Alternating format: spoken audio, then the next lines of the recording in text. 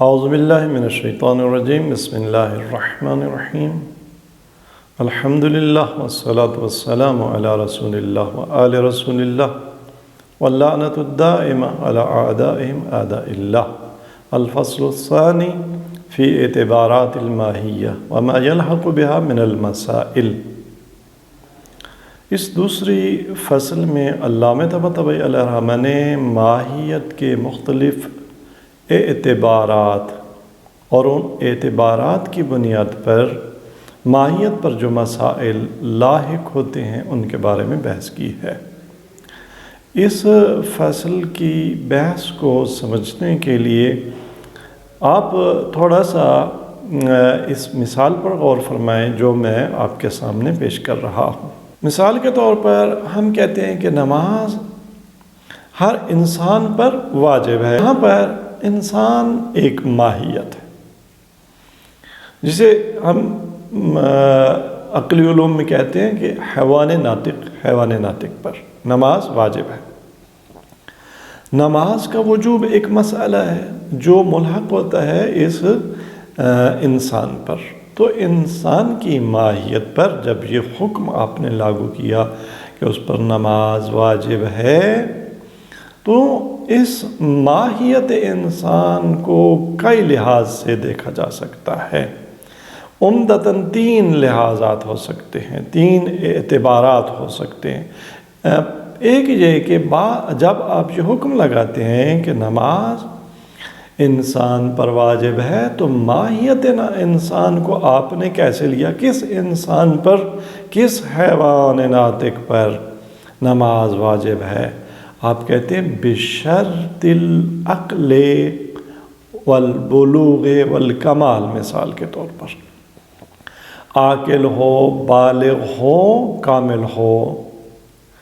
تو جب ایک انسان میں عقل نہ پایا جاتا ہو، دیوانہ ہو، جب تک ایک انسان عاقل نہ ہو، بالغ نہ ہو، نماز اس پر واجب نہیں ہوگی۔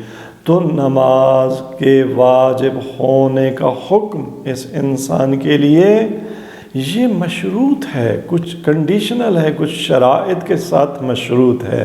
نماز واجب ہے بشرط البلوغ والکمال۔ جہاں پر یہ جو ہم نے وجوب نماز کا حکم لاگو کیا انسان پر یا انسانی ماہیت پر، یہ بشرط شے ہے۔ وہ شے کیا ہے؟ بلوغ ہے، عقل و کمال ہے۔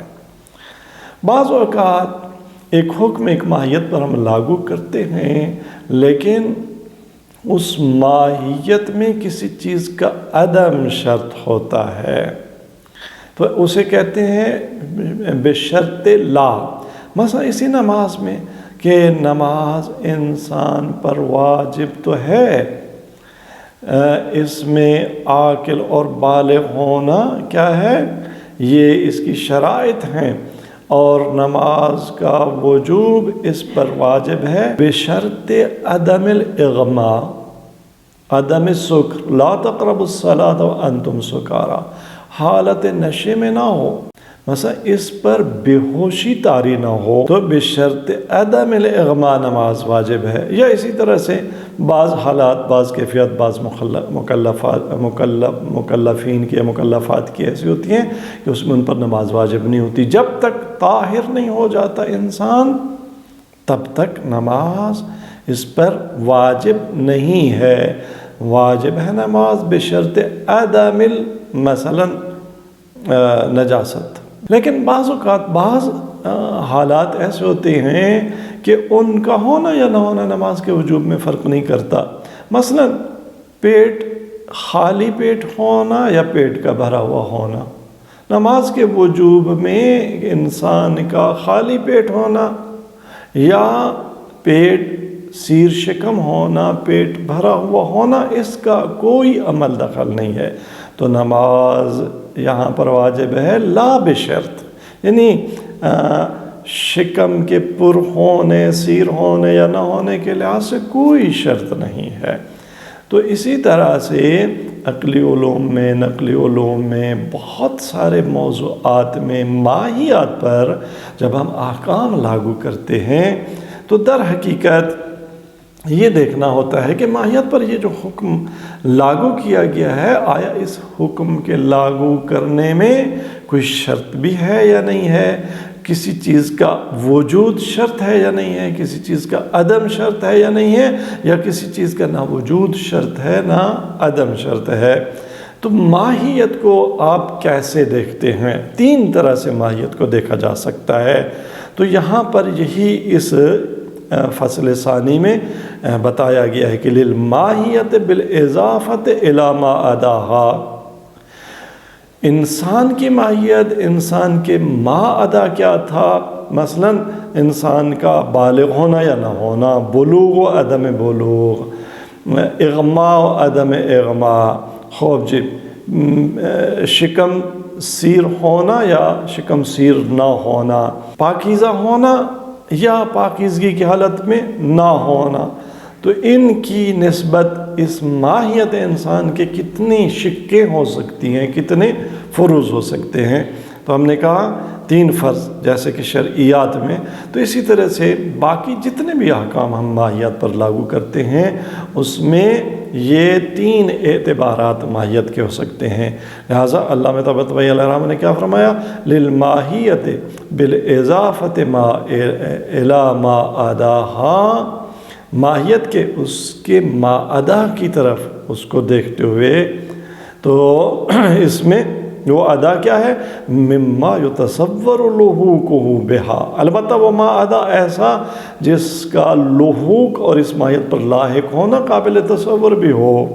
مثلا اب دیوار کو انسان کی نسبت ہم دیکھیں، اسی حساب کا مثال نماز کے وجوب میں، تو نماز انسان پر دیوار تو لاحق نہیں ہو سکتی، نہ کہ ہم کہیں کہ انسان دیوار ہو تو نماز اس پر واجب ہوگی، انسان دیوار نہ ہو تو نماز واجب ہوگی، کیا کیا نہیں، دیوار انسان پر لاحق ہی نہیں ہوتی۔ بات یہ ہو رہی ہے جہاں وہ ما عدا جو ماہیت کا غیر ہے وہ ایسا ہو کہ ماہیت پر سے ملحق ہو سکتا ہو، تو اس کے تناظر میں ماہیت کے 3 فرض بن سکتے ہیں۔ علامہ طباطبائی علیہ الرحمہ فرماتے ہیں کہ للماہیت بالاضافت ما عداہا، وہ ماہیت جس کے بارے میں ہم نے پہلی فصل میں بتایا کہ ماہیت ان اٹ سیلف کچھ بھی نہیں ہے مگر ماہیت خود ہے، اور خود اس کے ساتھ مختلف صفات اور عوارض ماخوذ نہیں ہوتے، یہ ماہیت بالاضافت الی ما عداہا، جب اس کو ہم ان ریلیشن ود کس چیز کے دیکھتے ہیں؟ ان اشیاء اور چیزوں کے جو اس کے علاوہ ہیں، اس کا غیر ہیں، مما یتصور لحوقہ بہا، البتہ کیسا ادا ما ادا ہے جن کا اس ماہیت پر الصاق الحاق، اس ماہیت کا اتحاد وہ قابل تصور ہے۔ مثلا انسانی ماہیت پر وحدت عارض ہو سکتی ہے، کثرت عارض ہو سکتی ہے، اس پر کلیت عارض ہو سکتی ہے، فردیت عارض ہو سکتی ہے، امکان عارض ہو سکتا ہے، اس پر کتابت عارض ہو سکتی ہے، اس پر مشی اور قیام و قعود کی حالتیں عارض ہو سکتی ہیں۔ تو ماہیت کو جب ہم نسبت دیتے ہیں، اس تناظر میں دیکھتے ہیں، ان اشیاء، ان صفات اور ان عوارض کے تناظر میں دیکھتے ہیں جو اس پر قابل تصور ہے جن کا الحاق، تو اس لحاظ سے ماہیت یہ کیا ہے؟ للماہیات ثلاث اعتبارات، 3 فرض بن سکتے ہیں ماہیت کے۔ نمبر 1، اما ان تعتبر بشرط الشیء، یعنی ماہیت فلاں لاحق یا فلاں عارض کی شرط کے ساتھ مشروط، او بشرط لا، یا ماہیت فلاں عارض یا فلاں صفت سے کے عدم کے ساتھ مشروط، کہ نہ ہونے کے ساتھ مشروط، او لا بشرط الشیء، یا وہ جو عارض ہے، وہ جو صفت ہے، اس کا نہ لحوق نہ عدم لحوق کوئی بھی مد نظر نہیں ہوگا۔ والقسمۃ حاصرہ، علامہ کہتے ہیں کہ ماہیت کا ان تین اقسام میں جو انحصار ہے کہ ماہیت یا بشرط شے ہوگی یا بشرط لا ہوگی یا لا بشرط ہوگی، ان تین اقسام میں ماہیت کی تقسیم منحصر ہے، ان تین اقسام سے ہٹ کر چوتھی کوئی قسم نہیں ہے۔ اما الاول، اب ان تین اقسام کی علامہ مزید وضاحت بتا رہے ہیں کہ ماہیت بشرط شے کیا ہوتی ہے۔ فَأَن تُؤْخَذَ بِمَا هِيَ مُقَارِنَةٌ لِمَا يَلْحَقُ بِهَا مِنَ الْخُصُوصِيَّاتِ، کہ ہم ماہیت کو لیں کیسے کہ جو خصوصیات اس کے ساتھ مقرون ہوتی ہیں، ملتی ہیں، ان خصوصیات میں کسی ایک یا چند صفات کے ساتھ ملی ہوئی ماہیت کو آپ مد نظر رکھیں۔ فَتَصْدُقُ عَلَى الْمَجْمُوعِ، تو اس صورت میں ماہیت صادق آتی ہے مجموع پر، یعنی خود ماہیت اور وہ جو اس کے ساتھ کوئی صفت یا عارض ملحق ہے، اس مجموع کو صرف ماہیت کہتے ہیں، ماہیت بشرط شے۔ کل انسان الماخوذ مع خصوصیات زید، مثلا آپ انسان کو دیکھتے ہیں کہ زید کی خصوصیات کے ساتھ، مثال کے طور پر زید اس کا باقر کا بیٹا ہے، تو زید کب انسانی ماہیت بشرط شے ہوگی کہ وہ باقر کا بیٹا ہو، اس کا قد 5 فٹ ہو، وزن مثال کے طور پر 50 کلو گرام ہو، فلاں ہو، ان صفات کے ساتھ مقرون ماہیت کو جب ہم مد نظر لے آتے ہیں تو یہ بن جاتی ہے ماہیت بشرط شے۔ فَيَصْدُقُ عَلَيْهِ، لہٰذا زید کو آپ کہہ سکتے ہیں انسانی ماہیت ہے، لیکن یہ کیسے انسانی ماہیت ہے؟ بشرط شے ہے۔ دوسرا فرض اور اعتبار ماہیت کا کیا ہو سکتا ہے؟ اما الثانی فَيُشْتَرَطَ مَعَهَا لَا يَكُونَ مَعَهَا غَيْرُهَا، آپ ماہیت کو مد نظر رکھیں اس شرط کے ساتھ کہ اس کے ساتھ فلاں صفت نہ ہو۔ وَهَذَا يُتَصَوَّرُ عَلَىٰ قِسْمَيْنِ، پھر اس کی آگے دو قسمیں ہیں۔ أَحَدُهُمَا، ایک یہ ہے کہ أَن يُقْصَرَ النَّظَرُ فِي ذَاتِهَا وَأَنَّهَا لَيْسَتْ إِلَّا هِيَ، کہ آپ صرف ماہیت کو دیکھیں اور غیر کو صرف سے دیکھیں نہیں، آپ کی نظر انسانی ماہیت پر ہو، موجود ہے، موجود نہیں ہے، کلی ہے، فرد ہے، امکانی ماہیت ہے یا غیر امکانی ماہیت ہے، کیا ہے کیا نہیں ہے، کسی بھی صفت متقابل کو آپ مد نظر نہ رکھیں۔ ایک یہ اسی ماہیت بشرط لا کی قسم پہلی، تو یہ کیا ہے؟ وَأَنَّهَا لَيْسَتْ إِلَّا هِيَ، یہ وہی صفت، یہ وہی ماہیت ان اٹ سیلف ہے۔ وَهُوَ الْمُرَادُ مِنْ كَوْنِ الْمَاهِيَةِ بِشَرْطِ لَا فِي مَبَاحِثِ الْمَاهِيَّةِ کما تقدم، جب فلسفے میں کہتے ہیں نا کہ ماہیت بشرط لا، تو اس سے مراد یہی ہوتی ہے کہ کوئی بھی جو متقابل صفات ہے اس میں مد نظر نہ ہو۔ وَثَانِيهِمَا، اس ماہیت بشرط لا کی دوسری قسم کیا ہے؟ أَن تُؤْخَذَ الْمَاهِيَةُ وَحْدَهَا، ماہیت کو الگ دیکھیں، اکیلا دیکھیں، لیکن کیسے؟ ویسے لو قارنها أي مفہوم مفروض، کہ مثال کے طور پر کوئی بھی مفروض مفہوم اس کے ساتھ اگر مقارن ہو جائے، مثلا انسان کتابت کے مفہوم کے ساتھ، الانسان الکاتب یا الانسان الکاتب، کتابت کے فرض کے ساتھ اگر تقارن ہو انسانی ماہیت کا کتابت کے ساتھ، بحیث لو قارن أي مفہوم مفروض كان زائدا علیہا، تو یہ جو مفہوم مقارن ہوا ہے اس کے ساتھ ایک اضافی اور ایڈیشنل مفہوم ہو، انسان کے مفہوم سے کتابت یا کاتب ہونے کا مفہوم ایک اضافی مفہوم ہے، غیر داخل کیا، یہ انسان کے مفہوم میں داخل نہیں ہے۔ فَتَكُونُ إِذَا قَارَنَهَا جُزْءٌ مِنَ الْمَجْمُوعِ مَادَّةً لَهُ، بنابری جب کوئی اور مفہوم اس پر عارض ہوتا ہے تو یہ ماہیت گویا مادہ بن جاتی ہے اس عارض ہونے والے مفہوم کا، غیر معمولۃ علیہ، اور یہ ماہیت اس پر جو ہے نا ہم نہیں ہوتی۔ آپ مثال کے طور پر اس کو یہی جو ہے کتابت کو نہیں کہہ سکتے کہ الکتابت انسان، ہم نہیں ہو سکتی، کتابت اور چیز ہے، انسان اور چیز ہے، تو یہ ہوگی ماہیت بشرط لا۔ وَأَمَّا الثَّالِثُ، تیسری قسم ماہیت کے اعتبارات میں سے ماہیت کا تیسرا فرض اور اعتبار کیا ہے؟ فَأَلَّا يُشْتَرَطَ مَعَهَا شَيْءٌ، کہ ماہیت کا کچھ بھی مد نظر نہ رکھا جائے، کچھ بھی مشروط نہ کیا جائے، بل تؤخذ مطلقہ، بلکہ ماہیت کو مطلقہ ہر وصف و قید سے مطلق اور آزاد جو ہے فرض کیا جائے، ما تجویز ان یقارن شیء او لا یقارن ہو، اور ساتھ آپ یہ بھی جائز قرار دیتے ہو کہ کوئی چیز سے مقارن ہو بھی سکتی ہو، نہ بھی مقارن ہو سکتی ہو، تو اس کو کہتے ہیں ماہیت لا بشرط، یعنی ماہیت پہ کوئی بھی شرط نہیں ہے۔ فالقسم الاول هو الماہیت بشرط شیء بنابر، پہلی قسم اس کو کہتے ہیں ماہیت بشرط شیء، جب آپ ماہیت کو دیکھتے ہیں کہ اس کے ساتھ فلاں فرد کی انڈیویجول خصوصیات بھی ہوں تو یہ ہو جائے گی ماہیت بشرط شیء۔ جب آپ ماہیت کو دیکھتے ہیں کہ اس کا کوئی بھی شرط، کوئی بھی خصوصیت ماخوذ نہ ہو تو یہ ماہیت بشرط لا ہو جائے گی۔ تو پہلی قسم کو فالقسم الاول ہو الماہیت بشرط شیء وتسمى المخلوطہ، اس کو کہتے ہیں ماہیت مخلوطہ، کیونکہ اس کے ساتھ زید کی صفات کیا ہو گئی ہیں؟ مخلوط ہو گئی ہیں۔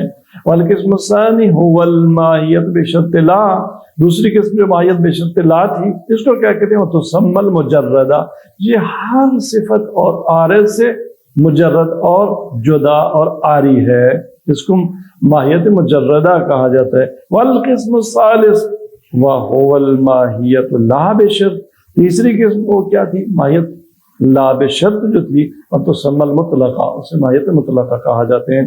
والماہیت التي هي المقسم للاقسام الثلاثہ هي الکلی الطبیعی۔ اچھا، یہ جو تین قسمیں ماہیت کی، ماہیت بشرط شیء، ماہیت بشرط لا، ماہیت لا بشرط، ان تین اقسام کا مقسم کیا ہے؟ کہتے ہیں ان تین اقسام کا مقسم کلیہ طبیعی ہے۔ یہ کلیہ طبیعی کیا آتا ہے؟ وہی التی، کلیہ طبیعی کی وہ ہوتی ہے کہ التی تعرض الکلیت فی الذہن، جس پر ذہن میں کلیت عارض ہوتی ہے۔ آپ کہتے ہیں الانسان کلی، تو کلیہ طبیعی جس پر ذہن میں کلیت کی بس عارض ہوتی ہے۔ فتقبل الانطباق علی کثیرین، لہذا کثیرین کو کلی وہی مفہوم ہوتا ہے نا جو کثیرین پر بما صادق ہے، بما ہوا کثیرین۔ وہی موجودۃ فی الخارج، اور یہ کلی طبیعی خارج میں موجود ہوتی ہے، لوجود قسمین من اقسامہا، کیوں کہ اس کی دو قسمیں پائی جاتی ہیں۔ کون سی دو قسمیں پائی جاتی ہیں؟ عن المخلوطہ والمطلقہ فی، یعنی مخلوطہ اور مطلقہ دو قسمیں ہیں، کلیہ طبیعی یا ماہیت من حیث ہے کی، یہ دونوں فی ہے، فی الخارج، خارج میں یہ دونوں قسمیں پائی جاتی ہیں۔